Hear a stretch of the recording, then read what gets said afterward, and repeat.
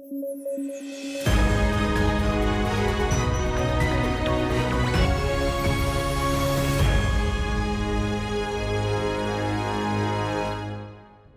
News at 9 programme में आपका स्वागत है। मैं हूं अमृत उपाध्याय। आइए जल्दी से देखें आज के हेडलाइंस। सीएए के तहत दिए गए सिटीजनशिप सर्टिफिकेट्स मार्च 2024 में जारी हुए थे नियम, गृह मंत्रालय के जरिए दिए गए सर्टिफिकेट्स। बायोहाइड्रोजन के उत्पादन को लेकर हुई बैठक, बायोमास से बायोहाइड्रोजन बनाने पर चर्चा, प्रिंसिपल साइंटिफिक एडवाइजर ने की बैठक की अध्यक्षता। और लंबे वक्त के बाद सार्क खबरों में, सार्क के सेक्रेटरी जनरल आए भारत, दक्षिण एशिया में सहयोग को बढ़ावा देना है मकसद।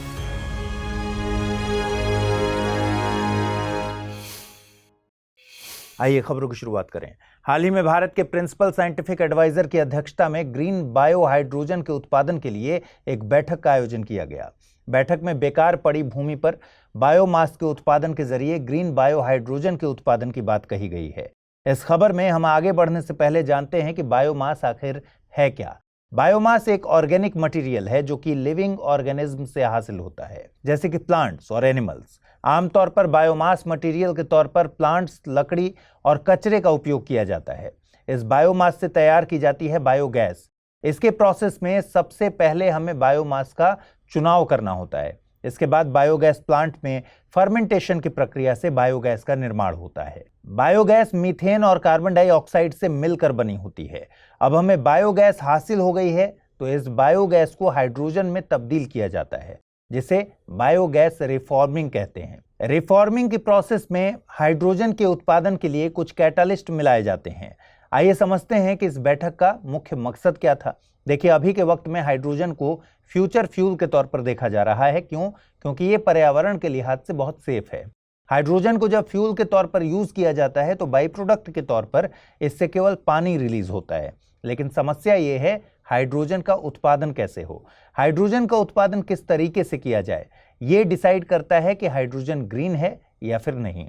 अगर हाइड्रोजन का उत्पादन किसी ऐसे मेथड से किया गया है जिसमें जीवाश्म ईंधनों का प्रयोग हो रहा है तो उत्सर्जन की समस्या तो बरकरार रहेगी। बस इसी चुनौती से निपटने के लिए ग्रीन हाइड्रोजन की बात की जा रही है। बायोहाइड्रोजन एक ग्रीन हाइड्रोजन है। आपने हाइड्रोजन के और भी नाम सुने होंगे, जैसे grey hydrogen, blue hydrogen. Grey hydrogen की बात करें तो यह भारत के बल्क प्रोडक्शन का हिस्सा है। इसे हाइड्रोकार्बन्स जैसे कि फॉसिल फ्यूल, प्राकृतिक गैस आदि से हासिल किया जाता है। ब्लू हाइड्रोजन की बात करें तो इसे भी फॉसिल फ्यूल के जरिए ही हासिल किया जाता है। इसके बाई प्रोडक्ट कार्बन मोनोऑक्साइड और कार्बन डाइऑक्साइड है, लेकिन इन बाई प्रोडक्ट्स को कैप्चर और स्टोर कर लिया जाता है। वहीं ग्रीन हाइड्रोजन का बाई प्रोडक्ट है पानी। स्वच्छ ईंधन के तौर पर इसी हाइड्रोजन की बात की जाती है। वहीं बायोमास से बायोहाइड्रोजन के उत्पादन की बात इसलिए भी की जा रही है क्योंकि बायोमास के कुछ प्रकारों को गैर कृषि वाली जमीन पर भी उगाया जा सकता है। इससे कृषि वाली फसलों के साथ कंपटीशन भी नहीं होगा। आपको बता दें, हाइड्रोजन की खोज 1766 में हेनरी कैवेंडिश ने की थी। यह आवर्त सारणी का प्रथम तत्व है। इसका प्रतीक है H और परमाणु क्रमांक है 1। वहीं परमाणु द्रव्यमान 1.008 है। इसके नाभिक में सिर्फ एक प्रोटॉन होता है। यह आवर्त सारणी का एकमात्र ऐसा तत्व है जिसके नाभिक में न्यूट्रॉन नहीं पाया जाता। हाइड्रोजन जीवन का आवश्यक तत्व है। यह पानी में है और लगभग हर जीवित प्राणी में है। यह स्वयं कोई बड़ी भूमिका में न होकर कार्बन और ऑक्सीजन के साथ बॉन्डिंग में रहती है। 20 डिग्री सेल्सियस पर यह गैसीय अवस्था में पाई जाती है। इसकी सघनता सभी गैसों में सबसे कम है। यह हवा से भी हल्की है। यह एक रंगहीन, गंधहीन गैस है।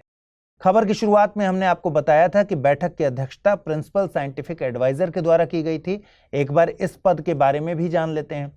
भारत में पीएसए यानी प्रिंसिपल साइंटिफिक एडवाइजर यानी मुख्य वैज्ञानिक सलाहकार का पद बहुत अहम है। भारत सरकार ने इस पद का गठन साल 1999 में किया था। इसका मकसद था प्रधानमंत्री और कैबिनेट को विज्ञान और प्रौद्योगिकी के मसलों पर सलाह देना। साल 2018 में पीएसए के पद को कैबिनेट सेक्रेटरीट के तहत लाया गया। वर्तमान में इस पद पर प्रोफेसर अजय कुमार सूद मौजूद हैं। भारत सरकार ने सीएए यानी सिटीजनशिप अमेंडमेंट एक्ट के तहत सिटीजनशिप सर्टिफिकेट देना शुरू कर दिया है। इसी कड़ी में पहले सेट में 14 नागरिकों को ये सर्टिफिकेट जारी किए गए हैं। ये सर्टिफिकेट गृह सचिव अजय भल्ला के द्वारा सौंपे गए हैं। इन सर्टिफिकेट्स के लिए आवेदन ऑनलाइन पोर्टल के जरिए किए गए थे। देखिए, मार्च 2024 में गृह मंत्रालय ने सिटीजनशिप अमेंडमेंट एक्ट 2019 के लिए नियमों को अधिसूचित किया था, रूल्स बनाए थे।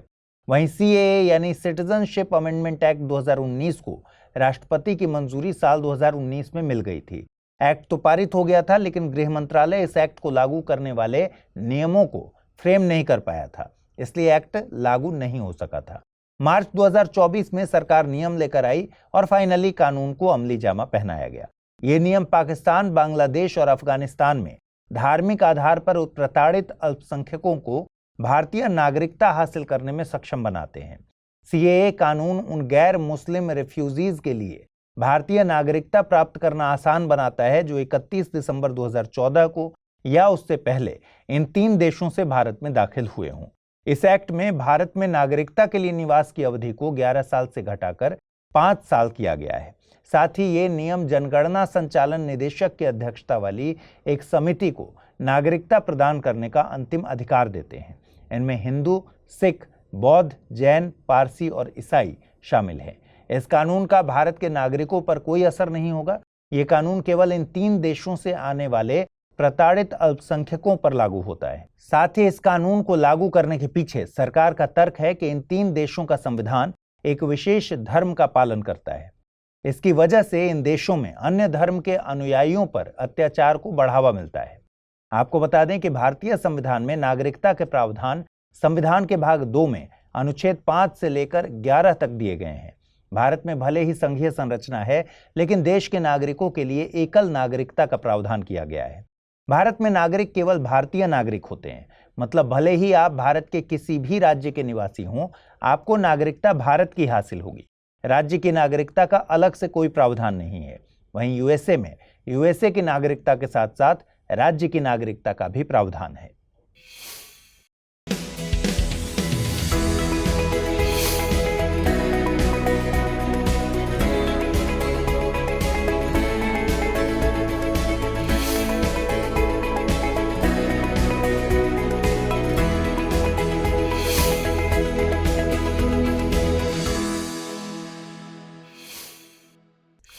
कई बार कुछ निर्णयों को कितनी भी आलोचना मिले, लेकिन अंत में रिजल्ट ही डिसाइड करता है कि निर्णय सही था या फिर गलत।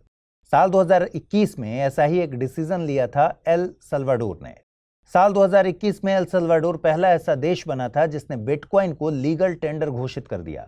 लीगल टेंडर से मतलब है कि जिसे देश की सरकार द्वारा विधिक मान्यता हासिल हो। अब खबर आ रही है कि साल 2021 से एल सल्वाडोर ने तकरीबन 474 बिटकॉइंस की माइनिंग की है। इसके चलते एल सल्वाडोर की सरकार का कुल बिटकॉइन पोर्टफोलियो $354 मिलियन के करीब पहुंच गया है। एल सल्वाडोर के लिए यह एक अच्छी बात भी रही कि इसने बिटकॉइन की माइनिंग के लिए वोल्केनो की जियोथर्मल एनर्जी वाले पावर प्लांट का यूज किया। गौरतलब है कि बिटकॉइन की माइनिंग में बहुत ज्यादा ऊर्जा खपत होती है, इसलिए कई देश इसका विरोध पर्यावरणीय लिहाज से भी करते हैं।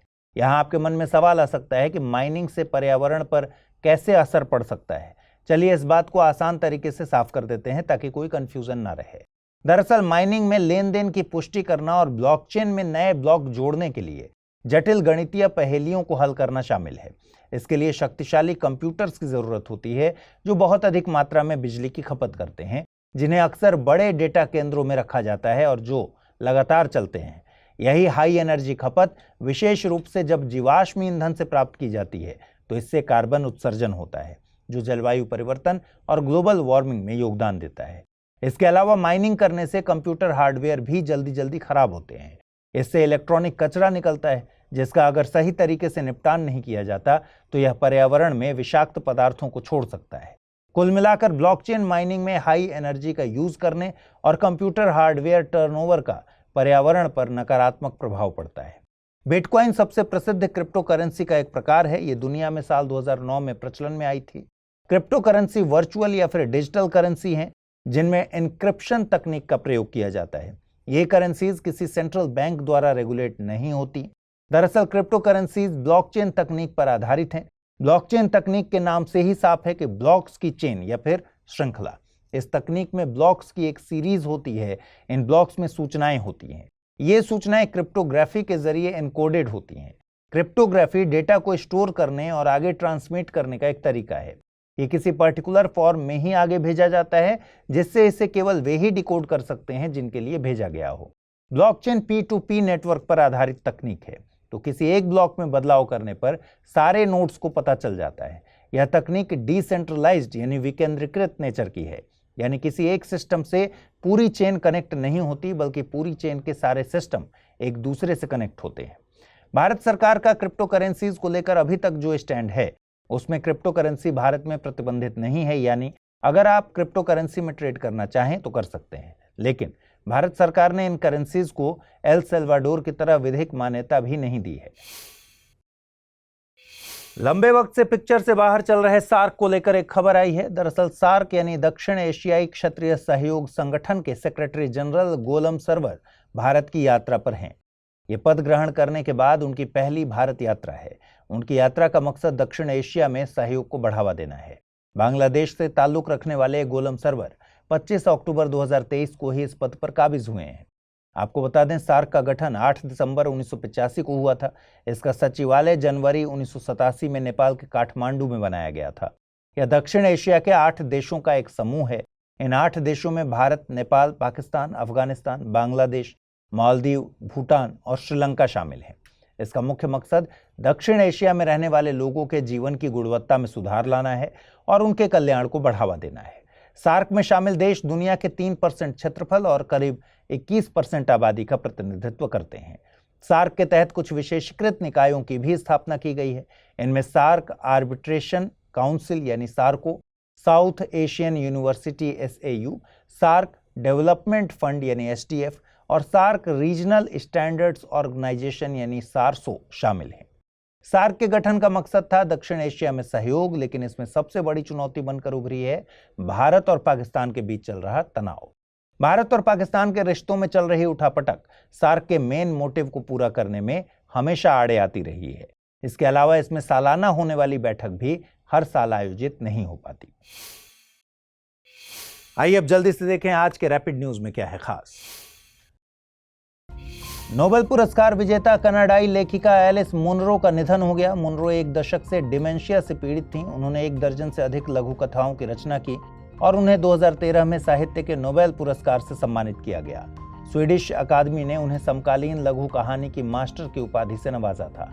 उनके लेखन में अक्सर रोजमर्रा की लेकिन निर्णायक घटनाओं का चित्रण होता था तथा उनकी तुलना अक्सर 19वीं सदी के रूसी लेखक एंटोन चेखोव से की जाती थी, जो अपनी शानदार लघु कथाओं के लिए जाने जाते थे। देश की सबसे बड़ी कौशल प्रतियोगिता नई दिल्ली में शुरू हुई। कौशल विकास और उद्यमशीलता मंत्रालय के अनुसार इस इंडिया स्किल्स प्रतियोगिता में 30 से अधिक राज्य और केंद्र शासित प्रदेशों के 900 से अधिक कॉम्पिटिटर हिस्सा लेंगे। इस कंपटीशन में उच्च कौशल मानकों का प्रदर्शन किया जाएगा और विभिन्न उद्योगों के 400 से अधिक विशेषज्ञ भी इसमें हिस्सा लेंगे। इसके अलावा इंडिया स्किल्स के विजेता इस वर्ष सितंबर में फ्रांस में होने वाली वर्ल्ड स्किल्स प्रतियोगिता में हिस्सा लेंगे। फ्रांस में होने वाली इस प्रतियोगिता में 70 से अधिक देशों के कॉम्पिटिटर अपना हुनर दिखाएंगे। मझगांव डॉक लिमिटेड ने अपनी स्थापना के 250 वर्ष पूरे किए हैं। इस अवसर पर रक्षा सचिव गिरधर रामाने ने 250 रुपए का स्मारक सिक्का जारी किया। यह भारतीय नौसेना की युद्धपोतों, पनडुब्बियों और तटरक्षक बल के अन्य जहाजों के निर्माण के लिए प्रमुख यार्ड है। मझगांव डॉक का इतिहास 1774 से भी पुराना माना जाता है। इसे ड्राई डॉक के रूप में स्थापित किया गया था। 1934 में एक प्राइवेट लिमिटेड कंपनी के रूप में इसे स्थापित किया गया। भारत सरकार ने 1960 में इसका राष्ट्रीयकरण कर अपने अधिकार क्षेत्र में ले लिया और यह केंद्रीय रक्षा मंत्रालय के अधीन एक प्रमुख नौसैनिक शिपयार्ड है। इसे 2006 में भारत सरकार द्वारा मिनी रत्न 1 का दर्जा दिया गया था। केरल में हेपेटाइटिस ए वायरस का सबसे खराब प्रकोप देखा जा रहा है। सरकारी आंकड़ों के अनुसार इस वर्ष के शुरुआत के महीनों में राज्य में 1977 पुष्ट मामले सामने आए और उनमें से 12 लोगों की मौत हुई। इसके अलावा इस वर्ष राज्य में 5,536 संदिग्ध मामले सामने आए हैं, जिनमें 15 लोगों की मौत हुई है। हेपेटाइटिस ए वायरस लीवर में सूजन का कारण बनता है, जो सामान्य से गंभीर बीमारी का कारण बन सकती है। यह वायरस दूषित भोजन तथा जल के सेवन अथवा किसी संक्रामक व्यक्ति के सीधे संपर्क के माध्यम से फैलता है। भारत अमेरिका के बीच संयुक्त आतंकवाद विरोधी अभ्यास तरकश का समापन हुआ। यह इस अभ्यास का 7वां संस्करण था। इसकी शुरुआत 22 अप्रैल 2024 को हुई थी। इस द्विपक्षीय अभ्यास का प्राथमिक उद्देश्य शहरी आतंकवाद विरोधी अभियान चलाने में दक्षता हासिल करना और दोनों विशेष बलों के बीच फंक्शनल रिलेशनशिप और इंटरऑपरेबिलिटी को बढ़ावा देना है। इस अभ्यास का पिछला संस्करण जनवरी 2023 में चेन्नई में आयोजित हुआ था। साइबर क्राइम पर नियंत्रण पाने के लिए दूरसंचार विभाग लगातार ठोस कदम उठा रहा है। ऐसे ही कुछ कार्यवाही करते हुए 52 प्रमुख संस्थाओं को ब्लैकलिस्ट किया गया है और 1000 से अधिक स्काइप आईडी को ब्लॉक किया गया है। यह कार्यवाही I4C यानी भारतीय साइबर अपराध समन्वय केंद्र ने माइक्रोसॉफ्ट के सहयोग से किया है। यदि हम I4C की बात करें तो यह देश में साइबर अपराध से समन्वित और व्यापक तरीके से निपटने के लिए स्थापित एक निकाय है। यह गृह मंत्रालय के अधीन है। इसे 5 अक्टूबर 2018 को मंजूरी दी गई थी और गृह मंत्री ने 10 जनवरी 2020 को इसे राष्ट्र को समर्पित किया था। यह देश में साइबर अपराध पर अंकुश लगाने के लिए एक नोडल केंद्र के रूप में कार्य करता है। भारतीय महिला टेबल टेनिस खिलाड़ी मनिका बत्रा ने नया कीर्तिमान स्थापित किया। उन्होंने विश्व महिला एकल रैंकिंग में शीर्ष 25 में जगह बनाई और वे ऐसा करने वाली पहली भारतीय महिला खिलाड़ी बन गई हैं। सऊदी स्मैश में अपनी सफलता के बाद वो अपने करियर की सर्वश्रेष्ठ रैंकिंग 24 पर पहुंची थी। उन्होंने सर्वोच्च रैंकिंग के लिए जी सत्यन के 5 साल पुराने रिकॉर्ड की बराबरी भी की। पी श्याम निखिल ने ग्रैंड मास्टर का खिताब हासिल किया। यह इस खिताब को हासिल करने वाले 85वें भारतीय बने। उन्होंने हाल ही में दुबई पुलिस मास्टर्स 2024 में GM जिंशी के साथ ड्रॉ खेला। इसके बाद उन्हें यह उपाधि मिली। पी श्याम 31 साल के हैं। उन्होंने 2012 में 2500 ELO रेटिंग अंक हासिल किए थे, जो ग्रैंड मास्टर बनने के लिए न्यूनतम थे।